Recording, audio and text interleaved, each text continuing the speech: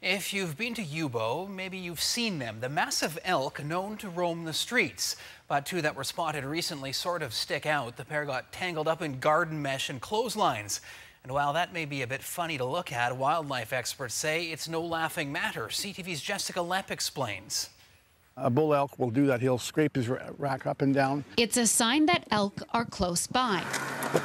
Dennis Martell is on the wilderness watch, searching the streets of Youbou, hoping to find two peculiar elk. We got some phone calls that there was some elk that were needing attention because they had gotten some line and mesh wrapped around their antlers from a garden that they had gone into. With his antlers hardly visible beneath the netting, Monster Mesh, as people call him, has been spotted roaming through other gardens. I have heard people say, when they're talking to him that, he's hissing back because I think he is a little embarrassed.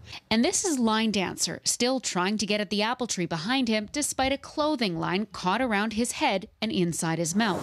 Residents tell us that they have seen both Line Dancer and Monster Mesh on the streets of Youbou, but typically in the evening hours when they're not ducking out from the afternoon sun. The elk that they call Monster Mesh, I guess it is, was standing right at my back door underneath the apple tree. So just loaded full of things on his antlers. But concern is mounting for this funny-looking pair who are clearly disadvantaged when it comes to sparring against other bulls during mating season. Strongest bull takes the cows, plain and simple. You want to see that on an even keel.